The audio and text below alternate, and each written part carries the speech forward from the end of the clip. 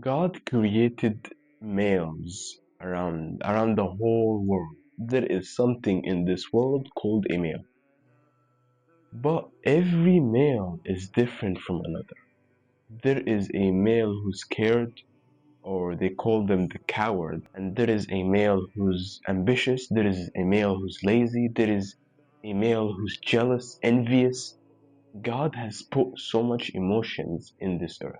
And he made every single person different from another. There is males, there are females, but there is something that we all acknowledge nowadays, and it's something called a man. You see, a man is a whole different gender. It is something else. But all men are also different. Every human being is different.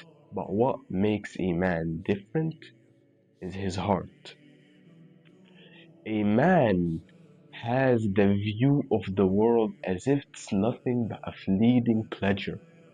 So the pain that eventually comes, it will eventually go. This is a true man's mindset. What makes a male a man is his views to the responsibilities. Because masculinity, just know, a man is responsibility. A man is responsibility. Masculinity is basically being responsible. That's basically it. But how much this responsibility means to you is what will make you unique. The more responsibilities you have, the more powerful, the more masculine, the more man you are. Since responsibilities is what gonna make me a man or gonna make me masculine, then how should I take on responsibilities? Yusuf, you said that what makes a man unique or what makes a male a man is how he views responsibilities. Okay, then how should I view responsibilities? You see, a male views responsibilities as weight. That's why I don't call the people who like to just sit on the couch all day. I don't call them men. I just call them boys, males, like something that I can't call a man. Because a man is always in the hunt. A man is always working.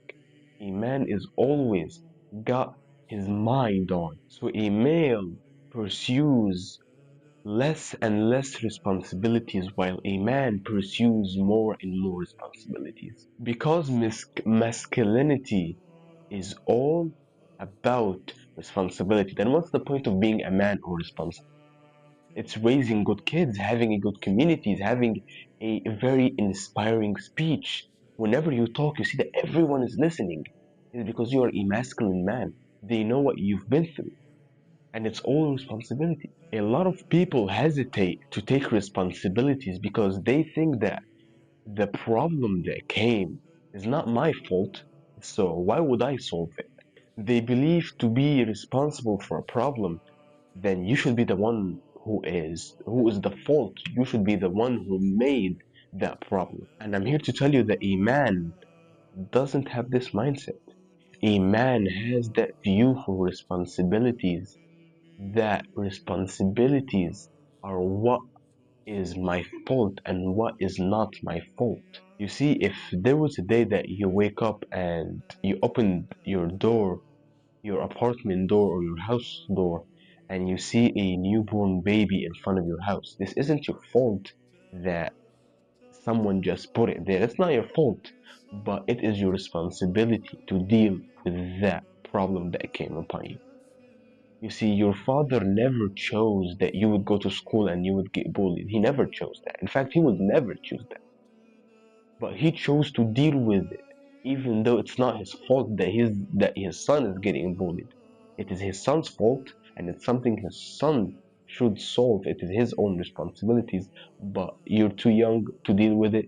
But your father took that responsibility. I'll give you another example. You see, a judge, he doesn't choose the cases that are eventually introduced to the court. The judge isn't the criminal, the judge not even a witness, but he still has to know what is the problem and how can he give a good decision to who is guilty and who is not.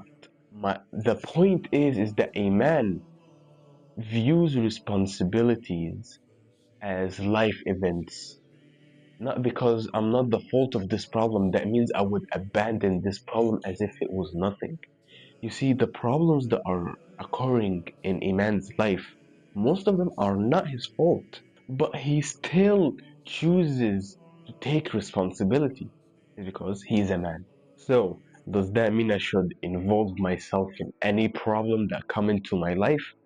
No.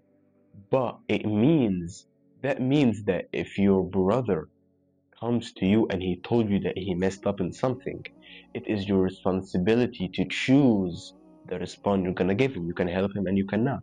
If you helped him, your responsibility. If you did not, it's also your responsibility. If someone crashed your car, you guys are just driving and he just bumped into you, it is his fault. But who's gonna fix it? Who's responsible for that car, the car that you drive? It's you. It's his fault for bumping into you, but who's gonna solve it? It's also you. Because you are responsible for the way you choose to express that situation happened. You can kill him and you can respectfully talk to him and take his information and then he would pay it. And some people who are rich and very wise, which I would admit it, I would even greet them myself. The people who are wise and rich are the people who just get their car bumped into and they would just leave. And when you ask them why you left, they're gonna tell you because if they are some yapper, someone who just keeps talking all day, he would say that this is his fault and not the guy who bumped into you's fault. He saves his energy, he saves his time because he knows that an argument is nothing but a losing game. If you came across someone who's wrong and he never acknowledged that he is wrong, the wisest decision is to ignore him, is to leave him bark as loud as he can. You see, there is a quote that I always hear: the smallest dogs are the loudest when they bark. So a man is responsible for also the things that he is not in fault for. So what males would do is that they would blame everyone about the problems and the responsibilities that they have. A man doesn't blame anyone and he just takes that responsibilities. You see, and also something that men do, they view this responsibility as an experience in life. You see, if you are 30 years old and you've been through every single hell, every single step in hell, you will be more like 60, 70-year old guy because your brain is older than how you look. So to be a man, if someone spilled their drink in your car, it honestly it is their fault. But who is the one responsible? You. He's not gonna clean it. Just know he will not clean it. He will not fix the problem. The car is your responsibility. So instead of just yapping and arguing with him all day, you will just choose silence and you will solve the problem yourself. And people who hear what I'm saying and their mind automatically generates that they should get their nose involved in whatever. It isn't that. Just know if your mother has a problem with your sister, you getting involved, that's an act of kindness. But are you responsible of dealing with it? No. The only thing you're responsible about is the problems that happen to you. And being responsible is choosing the way you respond. You respond to the things that happen into your life. You see, you can go through a breakup. You can have someone who cheated on you. But who is responsible for fixing the unhappiness that you've had? You. They're not gonna come back, just know it. The best way to lose someone who you already lost is to beg them to come back. And the best way to lose someone who already left is to ignore them and let them be. Don't look behind you. If someone showed you that you're unimportant, as a man, you are responsible to how you react to that. You should respond to a someone who makes you feel unimportant with abandonment and just ignoring them in the first place. That's why I always had that perspective that I should care to everyone in my life, which is not true. Just one sign that someone made you feel unimportant, talk about it. Tell him that you don't really appreciate it, and you would appreciate him making you feel more important, investing more time into you, because that's something that you do. You see, the way you treat people is how you would be treated as well. So I want you to respond to people who make you feel unimportant with abandonments the second time. And trust me, the second time like doesn't mean you should talk about it, although it will hurt. Maybe that person means something to you. But if they made you feel unimportant, get them off your life because they will destroy the greatness that you've been building. If someone ever disrespects you more than once after a warning, bro, they will never change. They will never ever change, and you have to get them off your life because you will be infected with what they're infected with. When I started to apply this law into my life, I lost a lot of people that meant something to me, but I did not mean anything to them.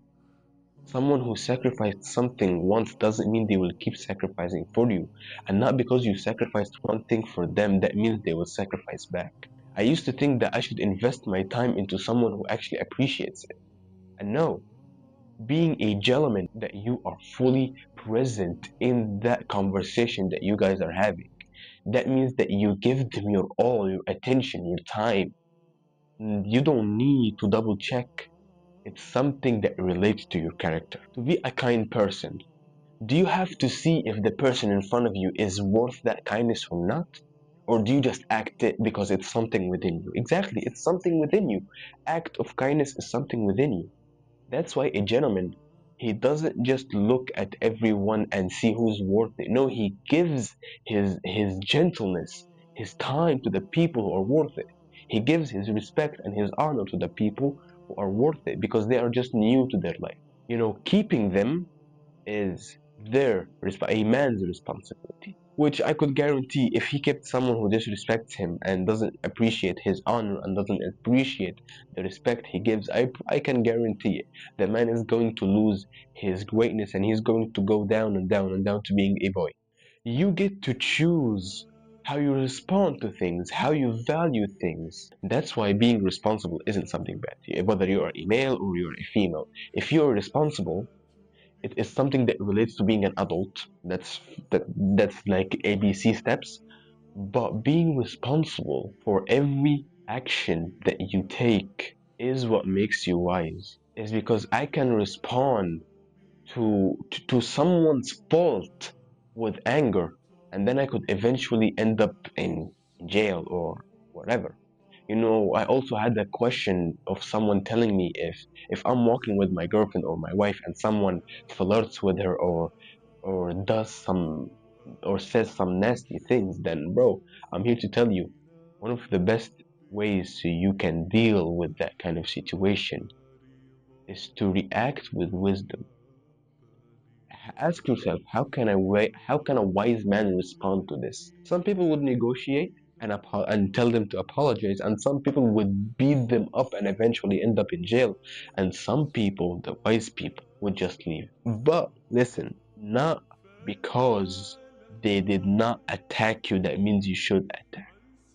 The only time you should attack or fight is when they fight. You see, it's not that I'm gonna wait for them to punch me. No, if someone is getting in a field with me, then yeah, I can fight. And yeah, you should honestly, you should start as the first punch if someone is very very arrogant towards you and he is got like that nose to nose face, like some people nowadays when they fight, they put their forehead upon each other and they just keep cussing the hell out of each other. If you've ever been in this situation, you can land your first punch. Why is because they have attacked with dignity. Let me get to the point. I won't put you in a maze. My point is that responsibilities relates to how you react and how you think and how you value to that situation that you. If you actually manage to think in a way that is wise, you will win. But if you did not actually think in a way that is not wise and you just listen to your emotions, you will lose. And as always, focus on only yourself because the only one who will save you is you.